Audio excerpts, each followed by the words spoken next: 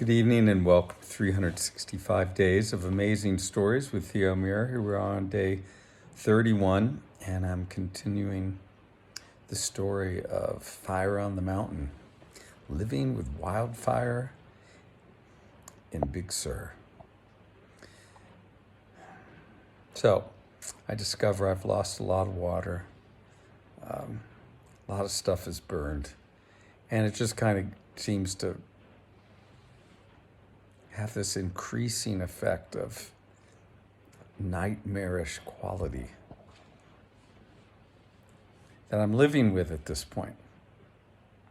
Fire, destruction, smoke, intensity, loss, all of it happening.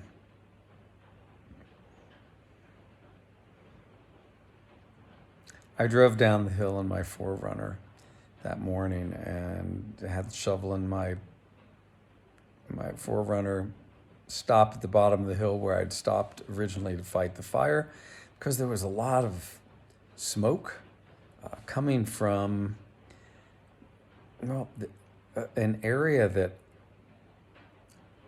the firefighters must have burned. It was kind of a triangular area, and it had been very thick with manzanita. It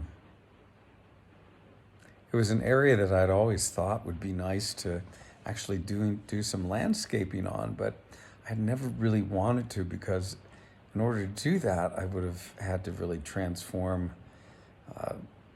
what was growing there and cut down a lot of the native species, so I didn't want to do it. But here the fire was kind of doing it for me, or had done it. Manzanita, everything was pretty charred. And so I looked that over. There were some smoking root balls, and I kind of went over there and tried to throw some dirt on some of them. And then I noticed that the post on either side of my driveway, off the main road, one of the posts was on fire. And so I went down and I started to knock the burning part of the log away so that it wouldn't continue to burn through the entire post. And as I'm standing there doing that, a quad approaches. And who is on the quad? But someone I would see multiple times through the entire fire event, Travis Trapkus. And sitting on the back of the quad was David Royal, a photographer for the Monterey Herald, and I guess a freelance photographer as well. And Travis had brought him up the hill to take pictures. And, excuse me, they stopped right where I'm standing with my shovel, wondering kind of what to do next. And as he pulls up, Travis says, something about hello, and he asked me a question that he repeatedly asked me. In fact, he asked me this every time he saw me. And he would say, Theo, do you want to save your place? Do you want to save your house? I'd say, of course. And he would say, then stay home. Don't leave. And then he went on at one point to say, you've got the most defensible place up here. It's just like, stay home, save your place. So anyway, David Royal, while Travis and I are talking, starts taking pictures. And one of those pictures ended up being in the Monterey Herald and LA Times. I don't know where else it went, but it was published in a number of daily newspapers. And I was on the cover, in Monterey Herald at least. And it wasn't a very great picture because I was standing there with a, 101, 102 degree fever and feeling absolutely defeated. And that is what the picture looks like. It looks like this guy that's just completely worn out and crestfallen and defeated. So anyway, they took off, and I did a little something more and went up to the house and just laid down. So at this point, it's Monday, and somehow I get through, Monday. I can't even remember what happens. But I stayed there throughout the day. Night comes, I have a, restless night. Get up in the morning, and it is so smoke-filled, the sky, that you just really can't see very far. It's hard to get your breath. And on top of that, it was so smoke-filled that the solar panels were not taking in energy to run my whole electrical system. I know it was afternoon. I had laid down on the couch, power went out. I had talked with my son Chris earlier in the day, and I said, look, please come down here. I can hardly take care of myself, and I still, I'm cautious about what's going to happen next with this fire. The phone line went out, my power went out, and I decided I'd better crank up the generator,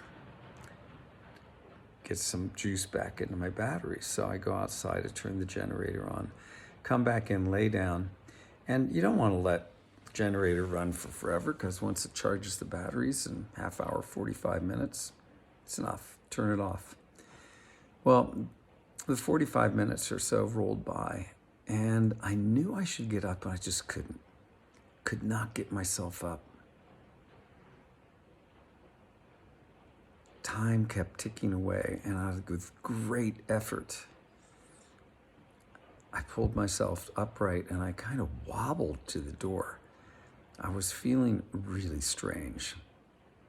I get to the door, get outside, and I'm just like holding myself up by grabbing one thing after another as I make my way to the generator. Halfway there, I can't even remember where I'm going. I pull it together. I get to the generator. There's a button I have to push to get the generator turned off. And I'm looking at it, and it's like I can't even get my finger to the button. I'm looking at it, and my body is just not cooperating with me. Finally, again, with great willpower, I somehow move my finger into position. I hover it over the button and finally reach out and push it hard enough for the generator to stop. I turn. The next thing I know, I'm coming into awareness, and I feel this beautiful, soft caress on the side of my face. And I think, wow, this feels really great. And I'm waking up from a dream. And I suddenly realize that what feels so nice is my dog's tongue, Azu. She's licking the side of my face. Well, I kind of come into awareness. I open my eyes, and I'm laying face down on the ground. My arm hurts a little bit. I turn and look at my arm, and I have this scrape that goes across my arm from my wrist all the way to my elbow, like a gouge, and it's got dry blood on it. Now, I passed out. I fell face first into the ground. I don't know how long I was there, long enough for the blood to dry, and Azu licks me into awareness. Well, I couldn't even really stand up. I kind of pulled myself up into, hands and knees, crawled over to where there was a post, and I pulled myself up to upright. And I've somehow got myself to the house, sat down, and I just thought, I've got to get myself out of here. I don't know what's going on, whether my house burns or not. I need to get off this mountain. I loaded Azu up. I loaded myself up into the truck, and I got the heck off the mountain. I thought to myself, hopefully Chris is on his way. And I don't have any way to contact anybody because the phone line is out. So I'm just going to go to town and see if he's already there.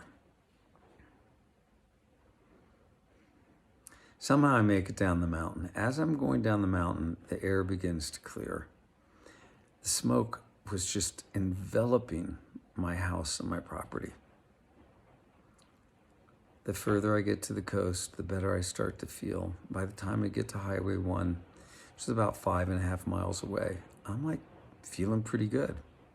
I check in with the officer, the highway patrolman that's there, let him know I'm going to town. He says, great. And as I'm driving up the road, I'm reflecting on how did that happen? Now, I can still wonder about it, but I'm pretty sure that there was so little oxygen in the air that it could not support consciousness. All right, we'll stop the story there. Driving into town after passing out. Whew. What an environment a fire can create. Okay, hope you have a good rest of your day.